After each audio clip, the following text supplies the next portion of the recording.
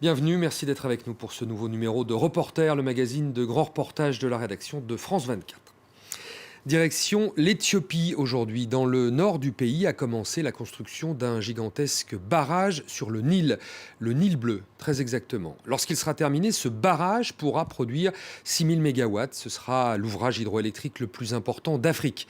Pour l'Éthiopie, c'est la promesse du développement de l'agriculture irriguée et l'indépendance énergétique, même si la population est appelée à en payer le prix fort. Mais les pays en aval, le Soudan et surtout l'Égypte, dont l'agriculture est depuis les pharaons tributaire des crues du Nil, y voient un risque majeur. Les tensions diplomatiques très vives au lancement du projet en 2011 se sont un peu apaisées, mais le grand barrage de la Renaissance, c'est ainsi que le nomment les Éthiopiens, continue d'inquiéter. Le barrage de la discorde, c'est un reportage d'Anne-Laure Cahen et Olivier Lehellard.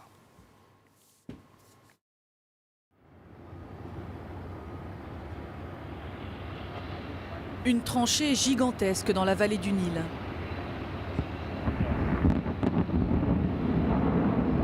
À la frontière entre l'Éthiopie et le Soudan. Depuis avril 2011, se construit ici le barrage de la Renaissance, le plus grand d'Afrique. Un projet titanesque estimé à 4 milliards d'euros et sur lequel repose une grande partie de l'avenir économique de l'Éthiopie. Ce que l'on voit en face de nous, c'est le futur axe du barrage. C'est ici que nous avons commencé à construire le barrage éthiopien de la Grande Renaissance. À terme, il reliera les deux montagnes et arrivera au pied de l'ingénieur en chef. Une fois achevé, le barrage fera 1780 mètres de long et aura une hauteur de 145 mètres. Sa puissance devrait être celle de 6 centrales nucléaires. Avec lui, l'Éthiopie doit gagner son indépendance énergétique. C'est à une entreprise italienne qu'a été confié ce chantier essentiel pour le pays.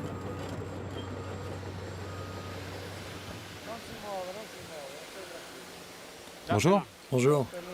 Comment allez-vous? Tout se passe bien? Oui, tout se passe bien. Vous coulez du ciment? Oui. Vous avez bien progressé ces derniers jours. L'expression de cet ouvrier italien en dit long. Le chantier a pris du retard, un retard de plusieurs années sur le programme initial. Principal obstacle, l'Éthiopie doit financer seule son barrage. Aucune institution internationale n'a voulu apporter son aide au pays, car le projet est contesté. Il ne va pas seulement apporter à l'Éthiopie une nouvelle puissance économique, il va aussi lui donner le contrôle du Nil. Et cela inquiète les pays en aval. L'Égypte surtout, dont toute l'agriculture et la quasi-totalité des réserves en eau dépendent du fleuve. Mahmoud Abou Zeid a été ministre de l'eau dans le gouvernement de Mohamed Morsi. Il est aujourd'hui président du Conseil arabe de l'eau. On peut illustrer ce barrage comme un robinet que l'on peut fermer ou ouvrir selon le bon vouloir de l'Éthiopie.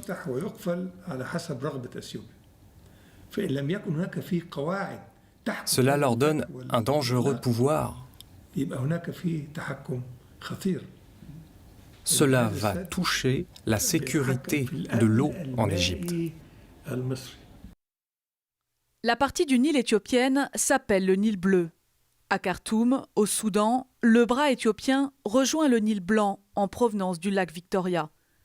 Il forme alors le grand fleuve Nil qui va traverser les 1000 km du territoire égyptien. L'affluent éthiopien est le plus généreux. Il fournit 90% de l'eau qui arrive en Égypte. Le moment où l'Éthiopie a annoncé ce projet nous pousse à avoir peur. L'annonce a été faite pour la première fois au mois d'avril 2011, soit juste après le début de la révolution égyptienne. Je pense que l'Éthiopie a profité que l'Égypte avait d'autres préoccupations pour démarrer la construction du barrage. Pour prendre la mesure de cette crainte des Égyptiens d'être à la merci de l'Éthiopie, il suffit de se souvenir d'un des incidents diplomatiques les plus importants de ces dernières années entre les deux pays. Nous sommes en 2013, les frères musulmans sont encore au pouvoir. Le président Mohamed Morsi est en réunion avec ses ministres, une réunion retransmise en direct à la télévision, mais à l'insu des ministres, qui évoquent le barrage de la Renaissance.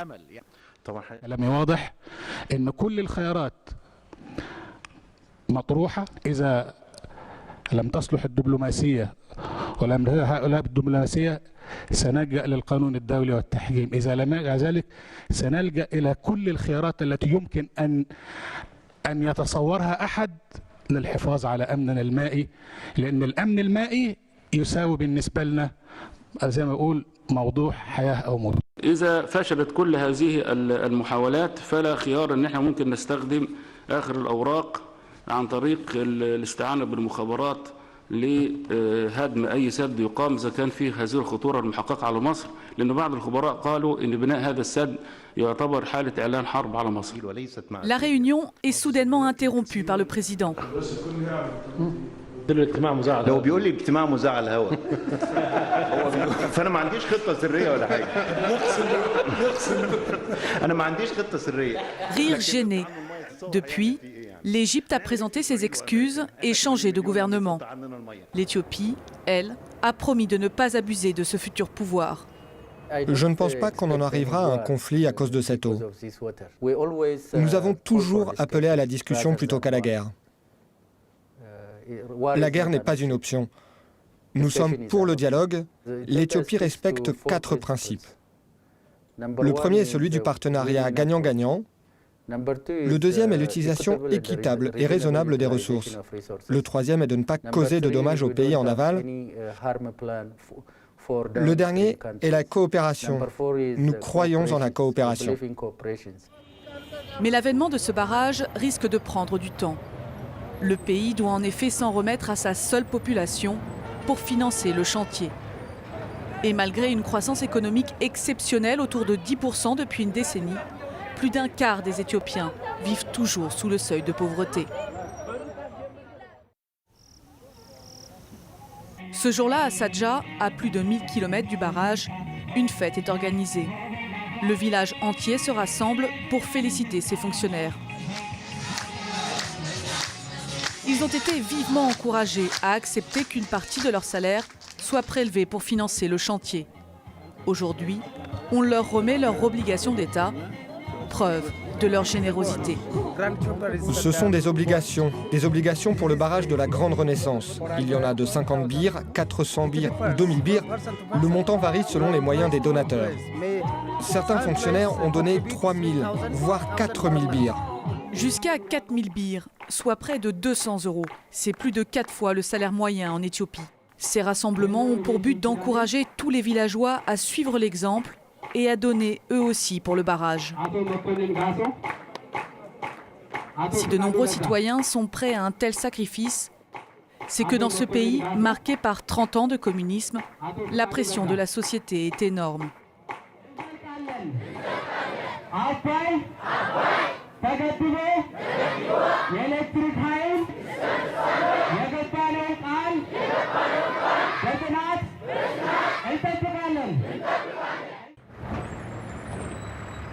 Rares sont les voix discordantes. Serkalem, propriétaire d'un petit salon de coiffure d'Addis Abeba, est une exception. Comme tous les habitants de la mégalopole, elle vit au quotidien les coupures de courant qui freinent son activité.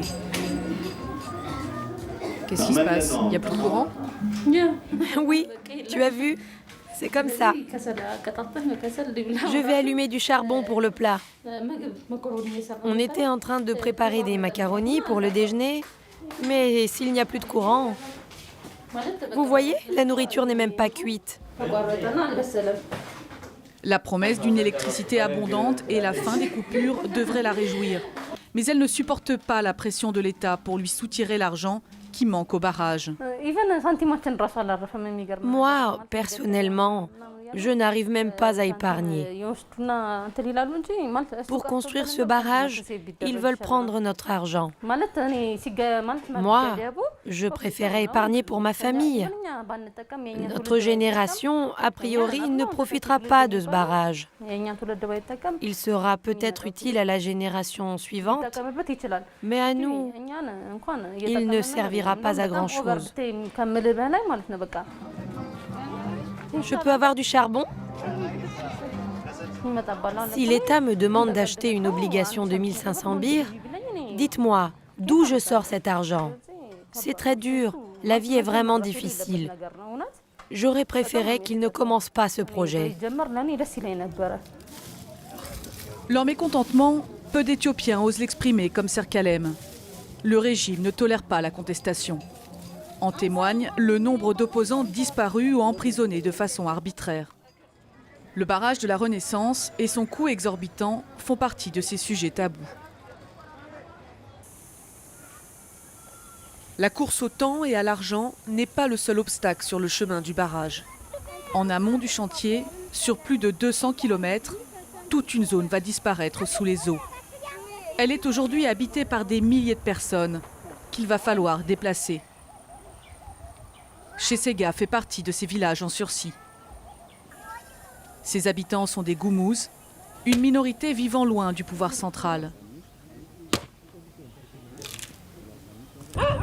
Aujourd'hui, le village reçoit la visite d'un agent du gouvernement. Joseph a été envoyé pour discuter avec la population et lui faire accepter son futur déplacement. Nous aimerions savoir précisément quand le déplacement aura lieu. Nous avons déjà arrêté de construire de nouvelles habitations et certains ont arrêté de cultiver la terre. Mais je vous en prie, ne faites pas la même erreur que l'année dernière. Parce que si tout le monde arrête de cultiver, ça risque de provoquer de graves famines.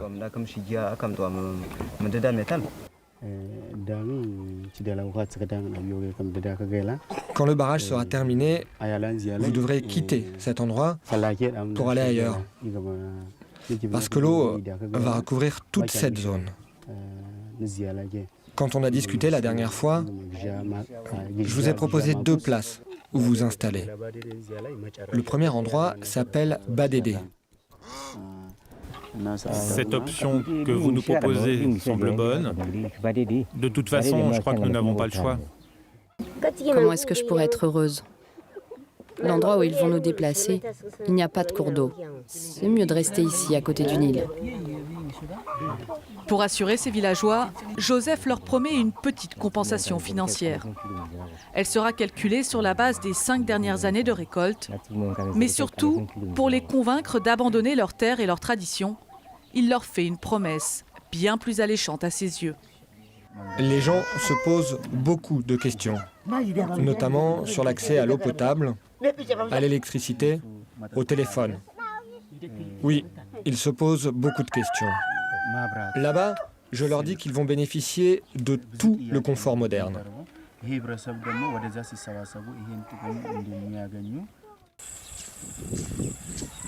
Le confort moderne, une notion encore un peu abstraite ici.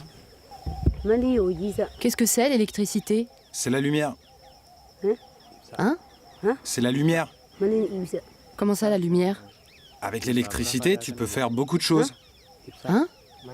Regarder la télévision, par exemple. Ah, regardez la télévision. Laissez-moi vous poser une question. Nous, on est agriculteurs. Dites-moi, ça va nous servir à quoi, l'électricité, pour nous, agriculteurs ? La disparition programmée de leur village signera la fin de leur mode de vie ancestral.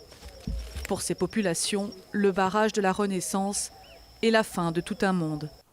Un énorme sacrifice. À ce jour, impossible de savoir combien de personnes ont été déplacées, ni combien d'argent a été récolté lors des souscriptions publiques. Ce qui est certain, c'est que le projet pèse lourd sur la population d'un des pays les plus pauvres du continent africain. Nous sommes ici, tous réunis aujourd'hui, pour discuter du financement du barrage de la Grande Renaissance, actuellement en construction sur le Nil. Moi, Avec ce que je possède, j'ai acheté une obligation de 500 billes.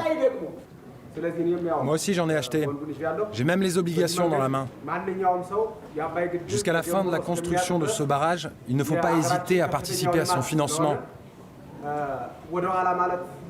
Les habitants de notre district ont décidé que s'il le fallait, on vendrait nos propriétés et même nos vêtements. On doit tous se mobiliser. Avant de voir enfin l'aboutissement de ce formidable développement promis par le gouvernement, les Éthiopiens vont encore devoir s'armer de courage.